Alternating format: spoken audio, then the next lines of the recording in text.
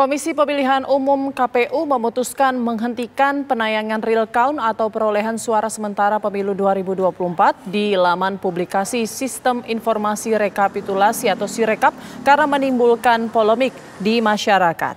Berdasarkan pantauan tim TV One hingga berita ini diturunkan, sudah tidak ada lagi data total raihan suara capres dan cawapres, partai politik untuk pileg, DPR, DPRD, DPRD Kabupaten Kota, dan calon anggota DPD. Di website tersebut kini hanya tersedia dokumen formulir rekapitulasi tingkat kecamatan dan kabupaten.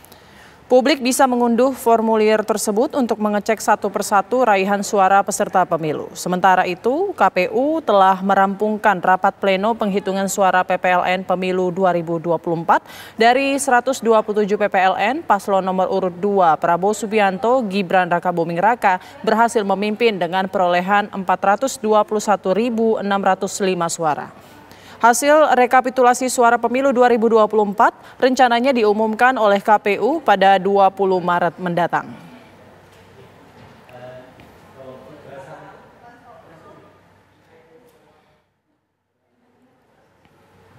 Untuk mengetahui perkembangan terkini penghitungan suara pemilu dan keputusan KPU menghentikan publikasi Sirekap oleh KPU, kita bergabung dengan rekan Prita Zega. Silakan Prita Zega dengan informasi terbaru dari tidak bisanya diakses laman Sirekap ini. Ya, selamat siang pemirsa TV One dan juga Putri Windasari. Sebelum kita membahas soal pemberhentian penayangan real count di Sirekap, saya ingin memberitahukan dulu soal hasil rekapitulasi PPLN ini yang sudah dilakukan pada 4 Maret 2024, di mana ini sudah 127 PPLN yang sudah berhasil dirampung, tinggal satu sisa PPLN lagi yakni Kuala Lumpur, yang mana nanti ini masih dalam proses dikarenakan Kuala Lumpur ini akan menggelar pemungutan suara ulang.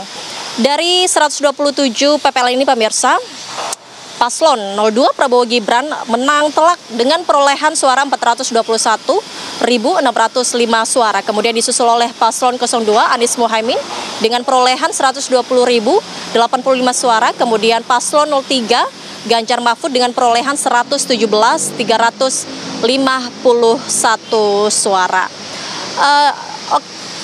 Berlanjut di soal pemberhentian Sirekap pemirsa, sebenarnya tadi kami sempat mengakses Sirekap yang memang pada pukul 9 ini masih bisa diakses, namun di atas jam 9 tadi sudah tidak bisa diakses. Tadi masih terdapat data per jam 9 WIB tadi pagi.